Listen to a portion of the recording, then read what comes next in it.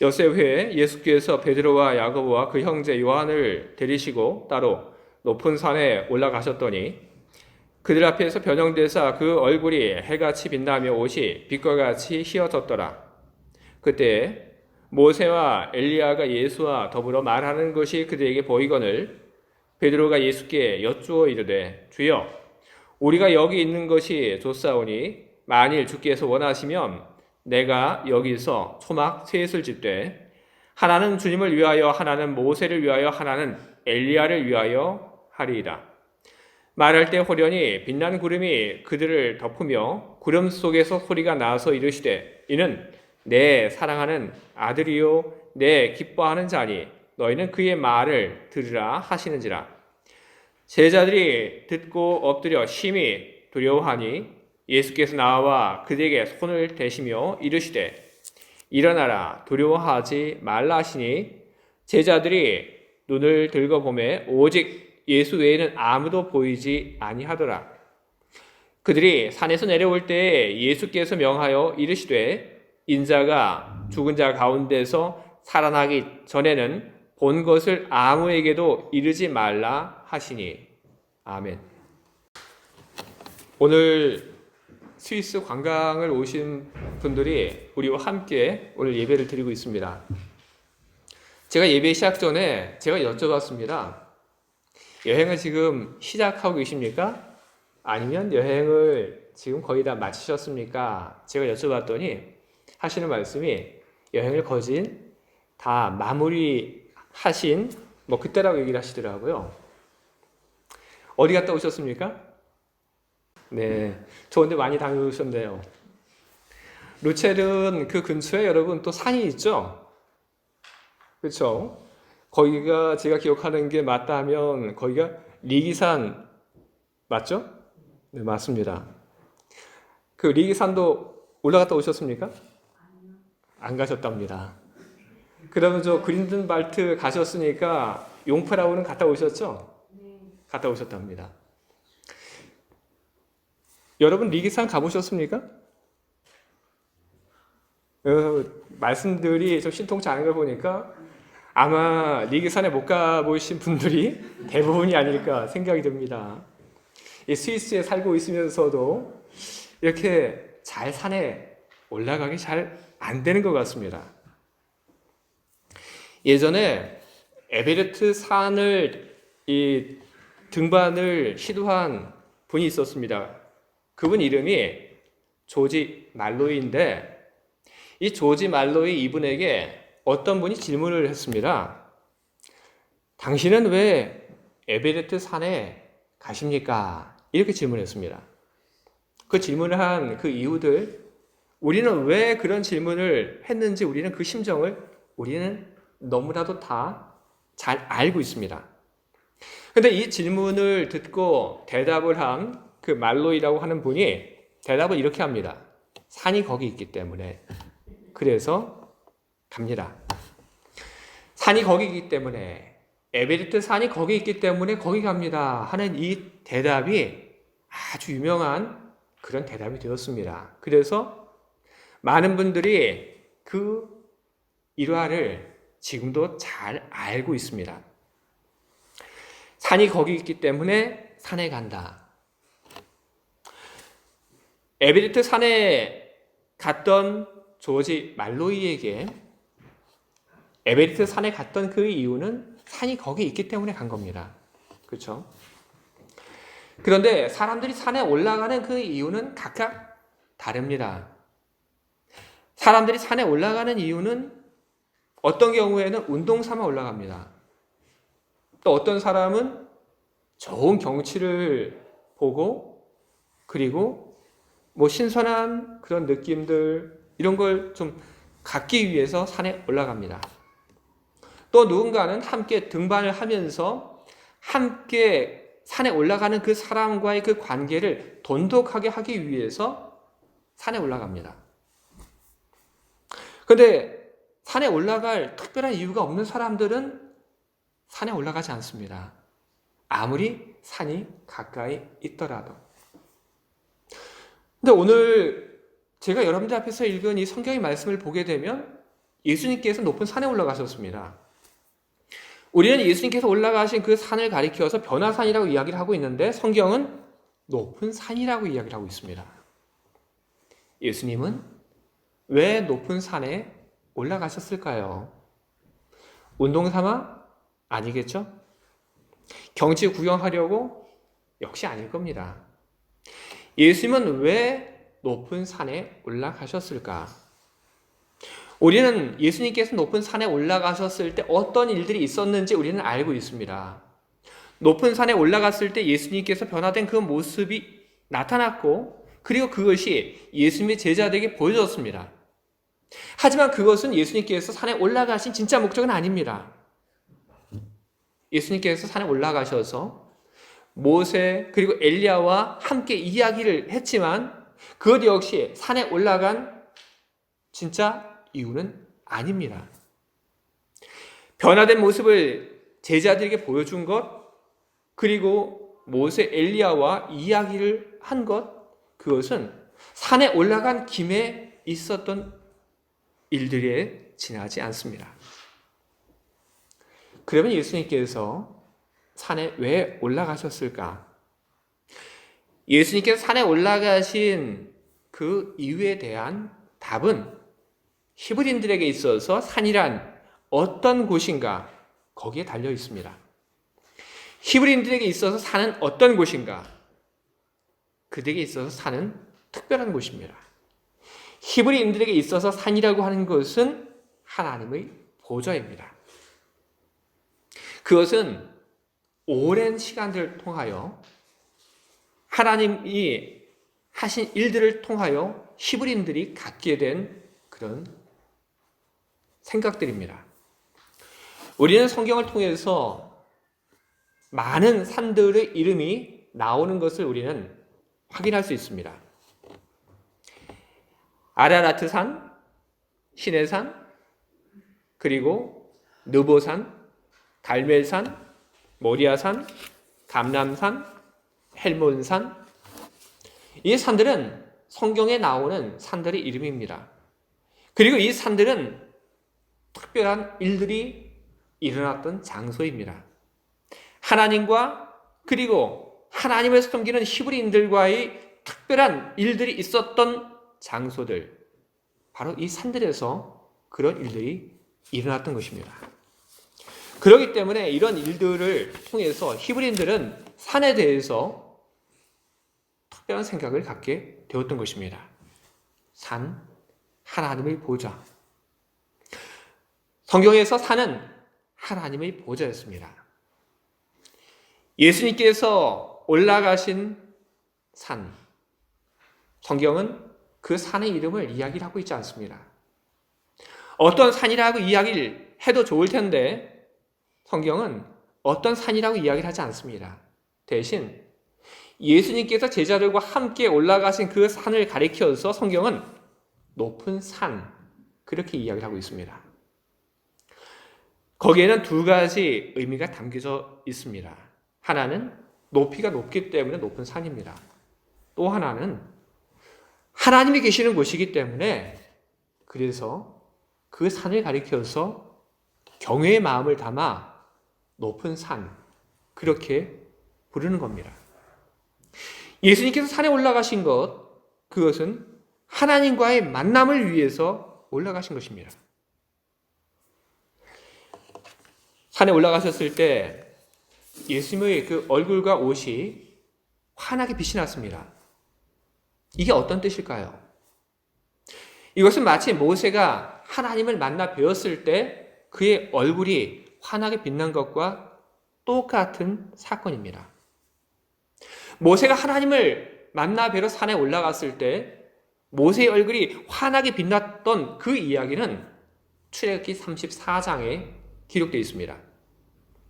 모세는 출애굽을 한 후에 히브리인들을 또 인도하여 젖과 꿀이 흐르는 땅으로 가고 있었습니다. 그리고 그들의 걸음이 멈췄을 그때에 하나님께서는 모세를 시내 산으로 올라오게 하셨습니다. 모세는 시내 산에 올라갔습니다. 그리고 40일 동안 그 산에 머물렀습니다. 그리고 40일이 지나 십계명이 적힌 2개의 돌판을 들고 그는 산 아래로 내려왔습니다. 모세는 자기에게 어떤 변화가 있었는지 그는 전혀 인지하지 못했습니다. 그의 얼굴에 빛이 났지만 모세는 몰랐습니다. 모세가 사람들 가운데 내려왔을 때 사람들이 모세의 얼굴에서 빛나는 그 빛을 보고 부담스러워하며 그의 얼굴을 제대로 바라보지 못할 때 그때 비로소 모세는 알게 되었던 겁니다. 나의 얼굴에 빛이 나고 있다고 하는 것을. 모세의 얼굴에 어떻게 해서 빛이 나게 되었을까? 성경이 이야기를 합니다. 출애굽기 34장 29절을 보게 되면 이런 말씀이 기록되어 있습니다. 모세는 자기가 여호와와 말하였음으로 말미암아 얼굴 피부에 광채가 나나 깨닫지 못하였더라. 여호와 하나님과 말하였기 때문에 그의 얼굴에 광채가 나타났다. 이렇게 성경이 우리에게 전하고 있습니다. 여호와 하나님과 말을 하였기 때문에 광채가 난다. 이거는 하나님께서 모세의 그 얼굴에 광채가 나타나게 하셨다는 그런 말입니다. 모세의 얼굴에 빛이 나게 하시니 하나님이십니다. 하나님께서 모세의 얼굴을 빛나게 하시며 모세를 영광스럽게 만들어 주신 것입니다. 하나님께서는 모세뿐 아니라 높은 산에 올라오신 예수님의 얼굴 그리고 예수님의 옷 모두가 빛이 나게 하셨습니다. 예수님의 얼굴 그리고 예수님의 옷에서 나오는 그 빛, 그것은 하나님이 예수님을 만나셨다는 이야기이고 하나님이 예수님을 영광스럽게 했다는 이야기입니다. 그 높은 산에 올라가서 큰 영광을 예수님께서 받으신 겁니다. 그런데 높은 산에 올라갔을 때 예수님께서는 또 다른 경로를 통해서 영광을 받으십니다. 그 높은 산 위에서 갑자기 모세가 나타났고 엘리야가 나타났습니다. 모세와 엘리야, 예수님은 함께 이야기를 나눴습니다. 성경을 보게 되면 예수님의 그 제자들이 예수님과 이야기를 나누고 있던 그 인물들이 모세와 엘리야라고 하는 것을 알고 반응을 합니다. 근데 여러분, 어떻게 알았을까요? 어떻게 알았을까요? 모세와 엘리야인 줄. 예수님이 나누는 그 대화의 이야기를 듣지 않으면 알 수 없습니다. 예수님과 이야기를 나누고 있던 그 대화를 통하여 예수님과 이야기를 나누고 있는 그 사람들이 누구인지 알게 되었던 겁니다. 예수님의 제자들은 모세, 엘리야, 그들과 함께 이야기를 나누고 있는 주님을 바라보며 예수님이야말로 그전에도 그런 생각을 했지만 보통 분이 아니라는 생각을 하게 됩니다. 예수님의 얼굴과 그리고 예수님의 옷에서 빛이 날 뿐 아니라 히브리인들에게 있어서 정말로 대단한 인물인 모세, 엘리야, 그들과 나란히 이야기를 하는 예수님을 바라보며 더욱더 예수님이 보통의 분이 아니라는 생각을 하게 되었던 겁니다.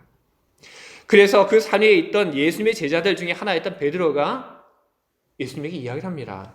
주여, 우리가 여기 있는 것이 좋사오니 만일 주께서 원하시면 내가 여기서 초막 셋을 줄 때 하나는 주님을 위하여, 하나는 모세를 위하여, 하나는 엘리야를 위하여 하리이다. 베드로가 초막을 만들겠다고 합니다. 초막이 왜 3개가 필요합니까? 하나면 안 됩니까? 베드로가 초막 셋을 만들겠다고 한 것은 한 명 한 명의 자리입니다. 경배의 자리, 그리고 경외의 자리. 그 자리를 만들겠다고 이야기를 한 겁니다. 다음 순간 하나님이 모두에게 임재하십니다. 성경은 호련히 빛난 구름이 그들 덮었다 이렇게 기록을 하고 있습니다. 구름 그리고 연기. 성경 속에서 구름과 연기의 출현은 하나님의 인재를 이야기를 하는 것입니다. 솔로몬이 하나님의 성전을 다 짓고 그리고 그 성전을 하나님께 봉헌할 때 역대하 5장 13절을 보게 되면 여호와의 전에 구름이 가득했다. 성경은 그렇게 기록하고 있습니다. 하나님이 바로 그 자리에 임하셨다는 이야기를 성경은 하고 있는 것입니다. 오늘 이 높은 산 위에서 예수님의 그 제자들이 있는 그 자리에 호련히 빛난 구름이 나타났다고 하는 것, 바로 그것도 하나님이 바로 그 자리에, 예수님의 그 제자들이 있는 그 자리에 현현하셨다고 하는 것을 말을 하고 있는 것입니다. 하나님이 그 자리에 오셨습니다. 그리고 하나님이 그 자리에 오셔서 예수님의 제자들을 향하여 이야기를 하십니다.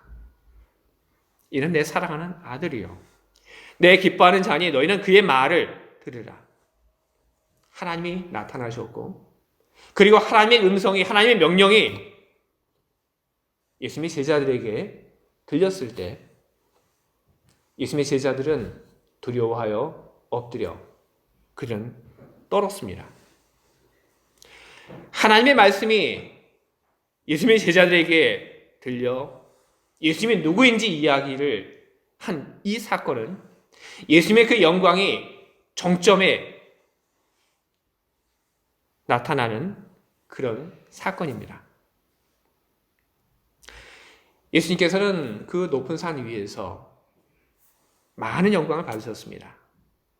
그런데 예수님의 그 제자들이 잠시 엎드려 있던 그 사이에 그 모든 것은 다 사라지고 없었습니다. 잠시 엎드려 있다가 몸을 일으켜 보니까 모든 것이 사라지고 없습니다. 예수님의 얼굴, 옷에 있던 빛도 없고 모세도 없고 엘리야도 없고 그리고 구름도 없습니다. 하나님의 음성도 더 이상 들리지 않습니다. 모든 것이 없어졌습니다. 예수님께서는 모든 것이 사라진 그때 그의 제자들 데리고 산 아래로 조용히 내려가십니다.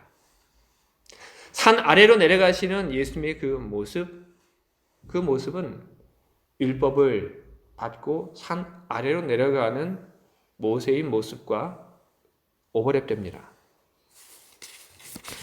예수님께서는 그 산 위에서 하나님을 만나고 그리고 하나님과의 그 만남을 통하여 다시 한번 하나님 주신 그 사명을 확인하고 그리고 하나님이 주신 그 은혜를 가지고 아래로 내려오신 것입니다. 바울은 고린도후서에서 이런 이야기를 합니다. 고린도후서 3장 7절과 8절에 있는 말씀인데, 돌에 써서 새긴 죽게 하는 율법 조문의 직분도 영광이 있어 이스라엘 자손들은 모세의 얼굴에 없어질 영광 때문에 그 얼굴을 주목하지 못하였거든 하물며 영의 직분은 더욱 영광이 있지 아니하겠느냐. 아멘. 높은 산 위에서, 변화산 위에서 예수님이 주어졌던 그 모든 영광은 곧 사라지고 말았습니다. 그러나 복음을 위하여 그 산에서 내려오셔서 당신을 희생하고 십자가의 길을 걸어가신 주님,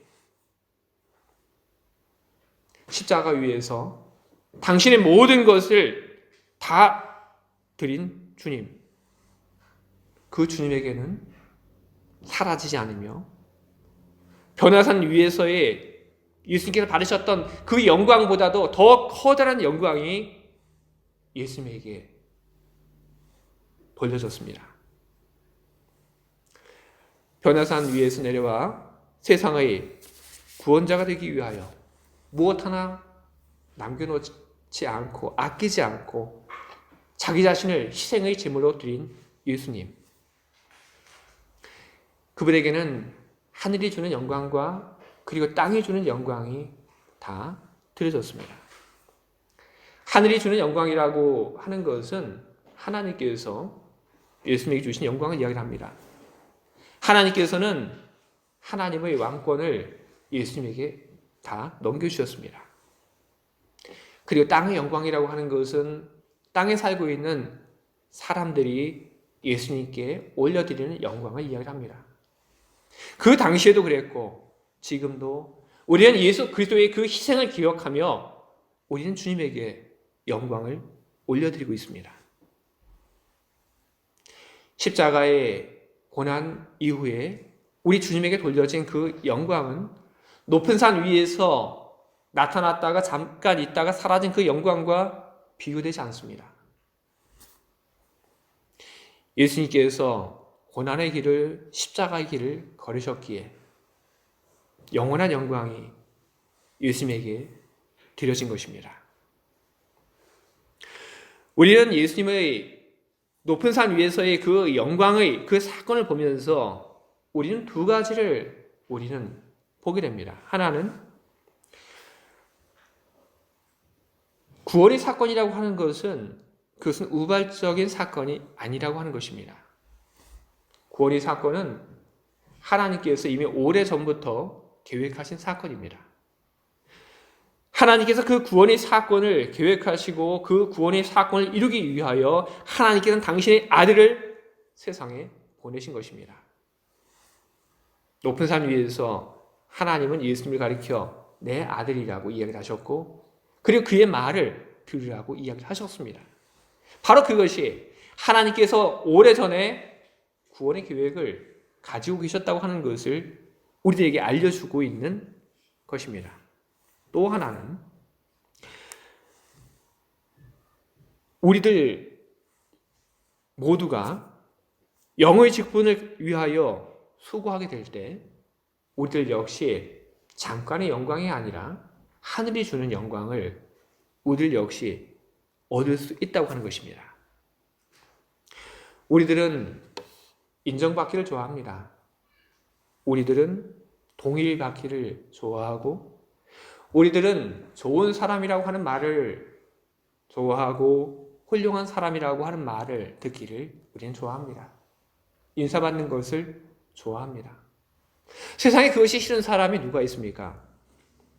억지로가 아니라 좋은 사람이라고 훌륭한 사람이라고 그래서 그 사람을 존경하고 그 사람에게 영광을 돌리는데 누가 그것을 싫어합니까?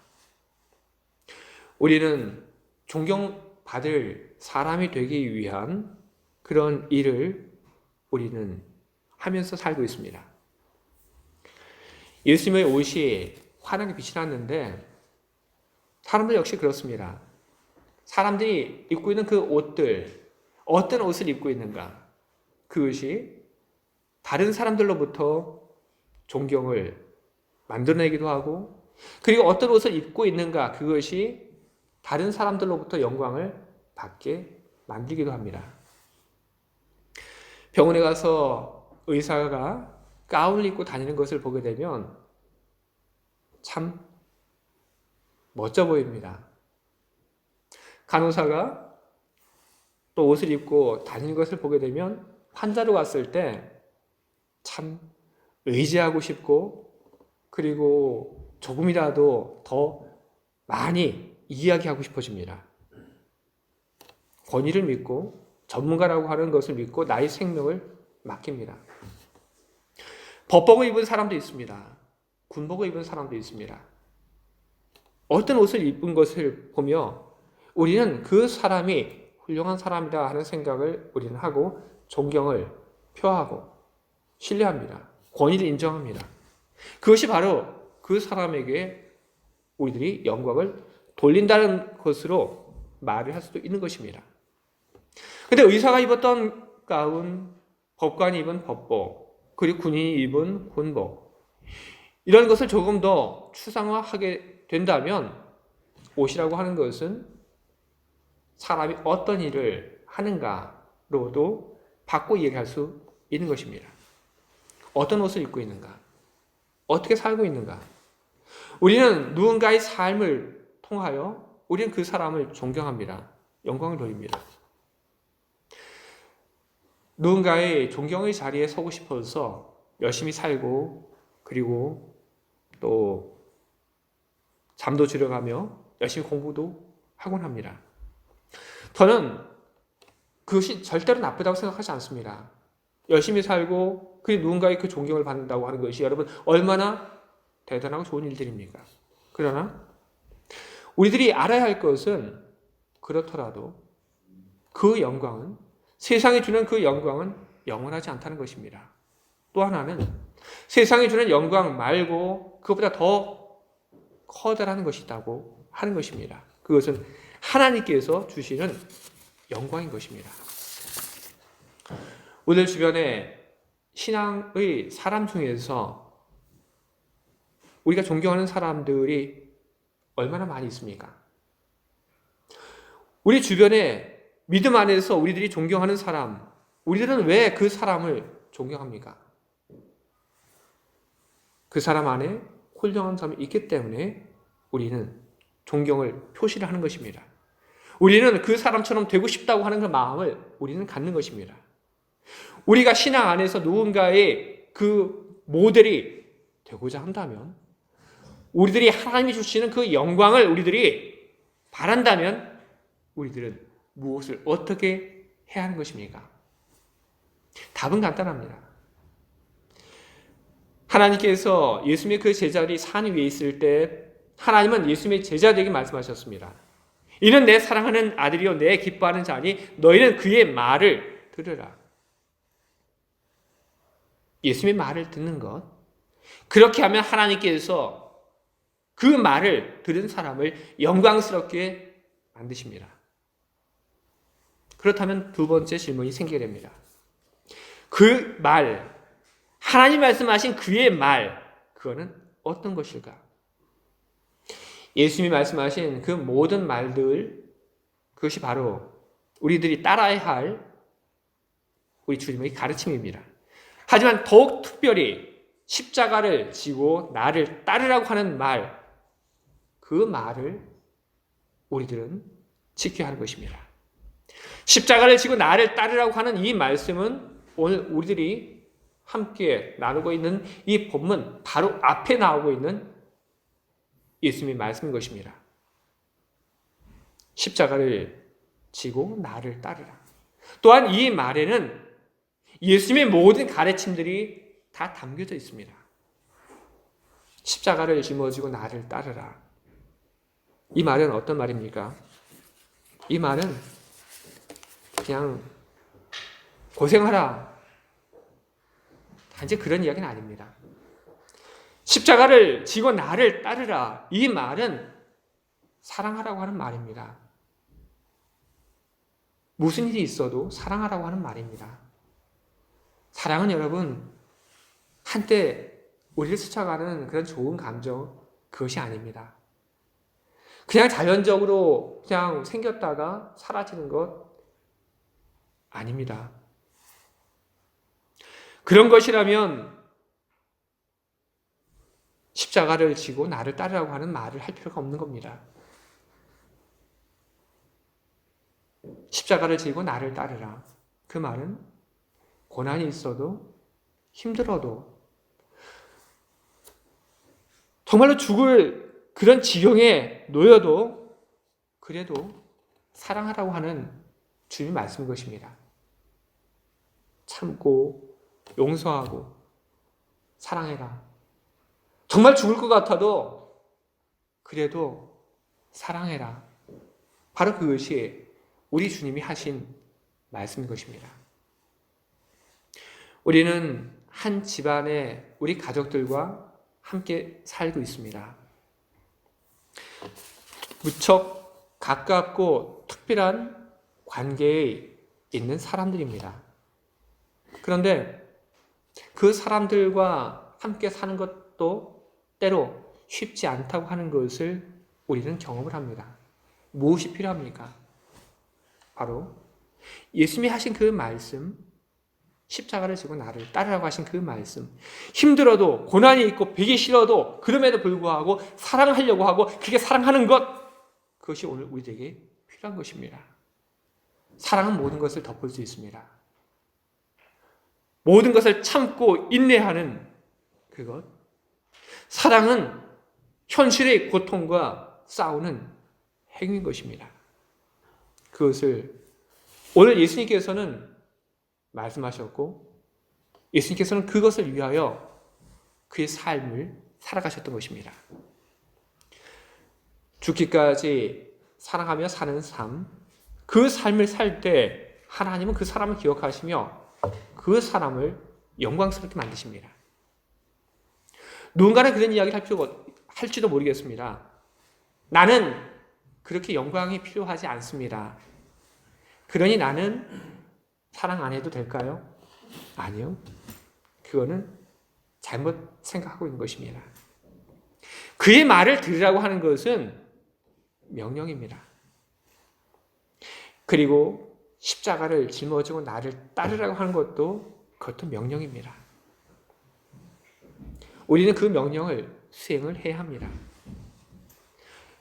마땅히 우리들이 해야 할 것을 할 뿐인데 그럼에도 불구하고 그 명령을 수행한 우리들에게 하나님이 영광을 약속을 하고 있다고 하는 것, 그것은 바로 그것을 우리의 연료 삼아 살라는 말씀인 것입니다. 사랑하는 삶. 자동차가 가기 위해서는 자동차는 필요한 연료가 있어야 하는 것입니다. 사랑의 삶도 그런 겁니다. 사랑의 삶, 그걸 살아라. 영광, 그것은 사랑의 삶을 살기 위해서 하나님께서 우리에게 주신 연료인 것입니다. 하나님이 영광스럽게 하실 것이다. 그러니 힘들어도, 그러니 고통스러워도 사랑하기를 멈추지 말고 사랑하며 살아라. 주의 사랑하는 교회 여러분, 예수님께서 높은 산에 올라가셨을 때 예수님께서 받으셨던 영광, 그리고 그것이 곧 사라진 이야기, 그리고 십자가 이후에 예수님께서 받으신 그 큰 영광, 그것은 오늘 우리들에게 세상의 작은 것에, 세상이 주는 그 영광에 매이지 말고 주님이 주실 그 영광에 소망을 두고 살라는 주님의 초대인 것입니다. 주의 사랑하는 교회 여러분, 더 많이 사랑하시기 바랍니다. 이 정도면 됐지가 아니라 여러분이 가지고 계신 그 모든 것을 다 가지고 사랑하시기 바랍니다. 여러분의 가족을 사랑하시기 바랍니다. 함께 하나님을 예배하는 우리 교회에 있는 내 옆에 있는 교우들을 사랑하시기 바랍니다. 그리고 우리 밖에 있는 사람들도 다 사랑하시기 바랍니다.